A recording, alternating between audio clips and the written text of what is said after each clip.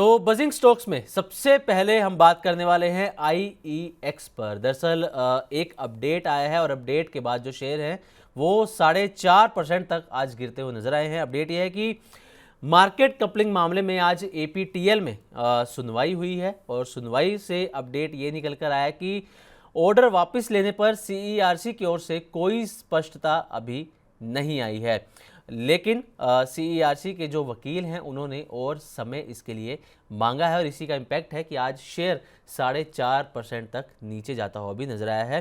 तो आज समय आईईएक्स, ये आपको कंपनी कैसी लग रही है, चार्ट्स में कैसा नजर आ रहा है? और इसी में एक ललित जी का सवाल भी आया है कि आईईएक्स इतना क्यों गिर रहा है, इसमें क्या करना चाहिए, क्या नई खरीदारी इसमें करनी चाहिए या फिर नहीं? कि आईएक्स क्यों गिर रहा है मैं बताती हूँ। जुलाई 2025 की बात है। एक कह सकते हैं कि सीईआरसी एक ऑर्डर था कंपनी के खिलाफ में, जो कि सीईआरसी की तरफ से था। तो जी। आईएक्स चाह रहा था उस ऑर्डर को, वो उसने चैलेंज किया। और वो जो ऑर्डर आया था, आज ऐसा लग रहा था कि उसका यहाँ पे कुछ निर्णय आएगा। लेकिन अभी वापस से, जहां तक मेरे समझ, जहां तक नॉलेज है, ये शायद वापस से फर्दर पोस्टपोन्ड हुआ है और शायद ये 19 जनवरी तक पोस्टपोन्ड हुआ है। मैं फिर से जी। कहती हूँ, जहां तक मेरी जानकारी की यहाँ पे बात है। तो वो जो इन अनसर्टेनिटी है, मुझे लगता है वो मार्केट को यहाँ पे पसंद नहीं आ रही है। तो वो एक हमें कारण लगता है, क्योंकि आज वो आना था ऑर्डर पे कुछ तो और जजमेंट, और वो हुआ नहीं है। वो फिर से यहाँ पे जिसे हम कह सकते हैं कि स्केड्यूल हो गया है नेक्स्ट हियरिंग के लिए, जो कि जैसा मैंने आपको बोला जनवरी जी। 19 की है। तो वो एक का कारण है। अब ये ऑर्डर क्या था, बेसिकली देखा जाए तो इनकी एक हियरिंग होने वाली थी, जिसमें कि ये लोग चाह रहे थे कि विड्रॉल कर ले सीएआरसी ने जो एक ऑर्डर किया था। क्योंकि इनका उस पे कहना था कि कुछ इन्होंने डे अहेड मार्केट कपलिंग की है, जिसकी वजह से बहुत ज्यादा वॉलेटिलिटी आ गई है। तो और उसके ऑर्डर की हियरिंग अभी ये पोस्टपोन हुई है। करना क्या है, देखिए करना ये है कि मैं जो चार्ट्स यहाँ पे देख पा रही हूँ उसमें तो अभी भी ये तेजी में नहीं आ रहा है, और आज का तो बहुत बड़ा एक करेक्शन आ गया है। तो अभी पहली चीज तो ऑलरेडी लिया हुआ है, तो अब वापस से वेट करना होगा एटलीस्ट 19 तारीख तक, जब तक कि ये वापस से हियरिंग नहीं हो जाती। दूसरी तरफ नई खरीदारी बिल्कुल नहीं करनी है, क्योंकि आज जिस तरह का फॉल आया है, मार्केट की सिचुएशन अच्छी नहीं है, काउंटर के लिए न्यूज अच्छी नहीं है। तो भी बिल्कुल भी इसमें नई खरीदारी भी ना करे, सिर्फ और सिर्फ वेट कर ले। अगर पहले से इस काउंटर को ले रखा है और उसमें भी एक स्टॉप लॉस के साथ वेट करे, स्टॉप लॉस जरूर लगाएंगे, लेकिन 129 का लगाएंगे, और वो भी क्लोजिंग बेस का लगाएंगे। यानी कि 129 के नीचे का क्लोज देते हैं तो ही ट्रिगर कराइएगा, नहीं तो मत कराइएगा। जस्ट वेट एंड वॉच करिए, क्योंकि अभी आपको इसमें वापस से कुछ समय और रुकना पड़ेगा, जब तक नेक्स्ट हियरिंग नहीं आती। चलिए ठीक है मैम, ये तो हमारी बात होगी आईईएक्स पर। अब बढ़ते हैं अपने अगले बजिंग स्टॉक्स की तरफ, बजिंग स्टॉक की तरफ, जिसका नाम है बीएचईएल। दरअसल खबर ये है कि वंदे भारत स्लीपर ट्रेनों के लिए सप्लाई शुरू कर दी गई है। अंडर स्लग ट्रैक्शन कन्वर्टर्स की सप्लाई यहाँ पर शुरू हुई है। और एक खबर ये थी जो रॉयटर्स के हवाले से आई थी कि चीन की कंपनियों पर सरकारी ऑर्डर्स में हिस्सा लेने की जो रोक है वो हट सकती है। लेकिन आज फाइनेंस मिनिस्ट्री ने रॉयटर्स की इस खबर का पूरे तरीके से खंडन कर दिया है। रॉयटर्स की रिपोर्ट के बाद शेयर 10% तक गिरा था, लेकिन आज इस वक्त शेयर 1.5% तक ऊपर नजर आ रहा है। तो बीएचईएल मैम, इसमें क्या करना चाहिए? ये एक चीज आप मान के चलिए कि बीएचईएल में जो कल न्यूज आई थी कि चीनी कंपनियों को शायद सरकार यहाँ पे हिस्सा लेने में मतलब अलाउ कर सकती है, वो कंपनी के लिए नेगेटिव था। लेकिन एक चीज जरूर आप इसमें ध्यान रखिए कि इस कंपनी की जो ऑर्डर बुक है वो बेहद शानदार है। इतना इनके पास ऑर्डर बैकलॉग है कि ये आने वाले कुछ सालों के लिए भी इनके लिए चलता रहेगा। ऑर्डर बैकलॉग इतना हैवी है, सिर्फ एग्जीक्यूशन करने की बात है। तो जो ये कल न्यूज आई थी जिसकी वजह से इतना बड़ा फॉल हमने देखा था, मुझे लगता है कि उसमें भी अगर वैसा तो कुछ होगा नहीं, लेकिन अगर होता है, क्योंकि आज वापस से वित्त मंत्रालय से इसका खंडन आया है, तो मुझे जी। लगता है कि अगर वैसा तो कुछ होगा नहीं, लेकिन अगर होता भी है तो कंपनी के फंडामेंटल्स तो इंटैक्ट है, वहां पे कोई दिक्कत नहीं है, बहुत अच्छे ऑर्डर्स इनके पास है। और आगे जाते हुए ये ऑर्डर्स में बढ़ोतरी ही होगी, और ये एग्जीक्यूशन भी करेंगे, तो आने वाले 2-3 साल की विजिबिलिटी तो रेवेन्यू में आराम से देखने को मिलेगी। तो अब करना क्या है, करना ये कि जस्ट होल्ड करिए इसको, अभी खरीदिए मत, क्योंकि बहुत उठापटक हमें देखने को मिल रही है। तो जब इतनी उठापटक का मार्केट होता है, प्लस मार्केट खुद भी अभी वीक है, उसमें फिर खरीदारी के मौके अभी ना तलाशे। जस्ट इसमें वेट कर लेते हैं, होल्ड किया है तो पहले से होल्ड किया है तो बने रहिए, नई खरीदारी ना करें, सेलिंग भी ना करें, जस्ट वेट एंड वॉच करें। थोड़ी वीकनेस और आ सकती है, 276 के आसपास चल रहा है, 265 260 तक जा सकता है ये काउंटर डाउन साइड में। सिर्फ बने रहने की सलाह है और वेट एंड वॉच करने की सलाह है। ओके, वेट एंड वॉच की सलाह बीएचईएल के अंदर रहने वाली है यहाँ पर आस्था मैम की।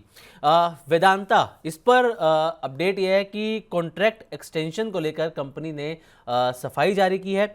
सितंबर 2025 में पेट्रोलियम मंत्रालय के कॉन्ट्रैक्ट जो है रद्द करने की एक रिपोर्ट थी और कंपनी ने दिल्ली हाई कोर्ट में रिट पिटीशन डाली थी। अब सरकार और जो बाकी पार्टीज थी उनको स्टेटस क्यू रखने का नोटिस अब दिया गया है। ये वेदांता पर आज का अपडेट आया है और शेयर में फिलहाल मामूली तेज़ी भी हम देखने को मिल रही है, 1.5% के आसपास। वेदांता मैम, ये काउंटर्स आपको कैसे लगते हैं करंट लेवल पर, अगर कोई एंट्री करना चाहे, या फिर क्या लेवल्स आप सजेस्ट करेंगे इसमें? ये वेदांता अच्छा लग रहा है। अभी तक हमने जो भी बजिंग स्टॉक्स में डिस्कस किया उसमें कोई स्टॉक अभी ऐसा लग रहा है थोड़ा सा ठीक ठाक है, तो वो वेदांता मानेंगे। और वेदांता में भी खरीदारी के मौके तलाशे जा सकते हैं, पर मेरे हिसाब से 620 के ऊपर खरीदारी करेंगे, यानी कि 620 के ऊपर या तो क्लोज कर दे इंट्राडे में या फिर आधा घंटे तक टिका रहे, तो फिर खरीदारी भी इसमें कर लीजिए। क्योंकि जो चार्ट का स्ट्रक्चर है वो तो काफी काफी मजबूत बना हुआ है। तो जी। 620 के ऊपर खरीदारी के मौके तलाशिए, और वेट एंड वॉच भी करा जा सकता है, यानी कि होल्ड भी किया जा सकता है इस काउंटर को। प्लस इसमें मेंटेन जो होगा वो 560 का स्ट्रिक्ट रहेगा। ठीक है मैम। अगला बजिंग स्टॉक आरवीएनएल। दरअसल खबर यह है कि ईस्ट कोस्ट रेलवे से 201 करोड़ रुपए का कंपनी को ऑर्डर मिला है और ओडिशा में वैगन पीओएच वर्कशॉप लगाने से लेकर जुड़ा हुआ ये ऑर्डर है।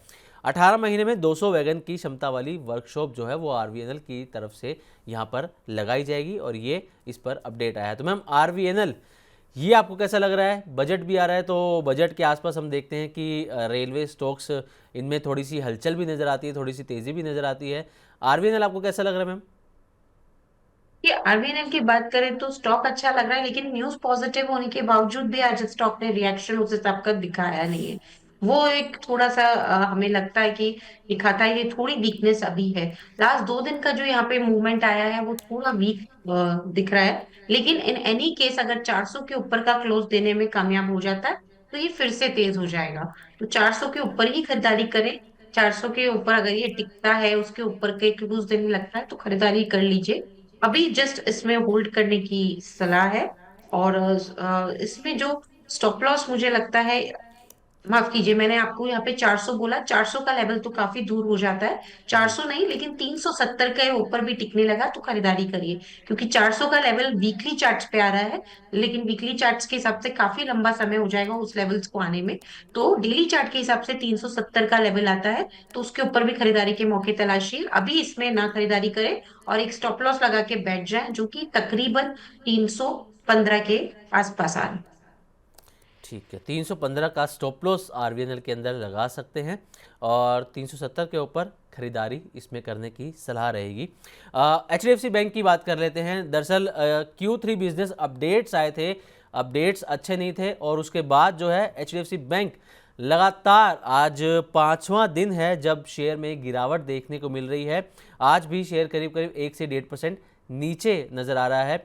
1,000 रुपये से शेयर गिरना शुरू हुआ और 938 रुपये के आसपास आ चुका है। तो मैम, एचडीएफसी बैंक इसमें लगातार देख रहे हैं 5 दिन से गिरावट है, काफ़ी नीचे आ गया है।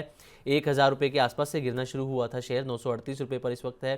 क्या करना चाहिए एचडीएफसी बैंक के अंदर? कैसे आपको इसके काउंटर्स लग रहे हैं, या फिर इसके अलावा कोई और आपको अच्छा बैंकिंग सेक्टर के अंदर लगता हो कंपनी? एचडीएफसी बैंक में बिल्कुल ये जिस तरह का मूवमेंट कुछ समय से दिखा रहा है, लग रहा था कि कुछ ना कुछ है जो इसको ऊपर बढ़ने नहीं दे रहा।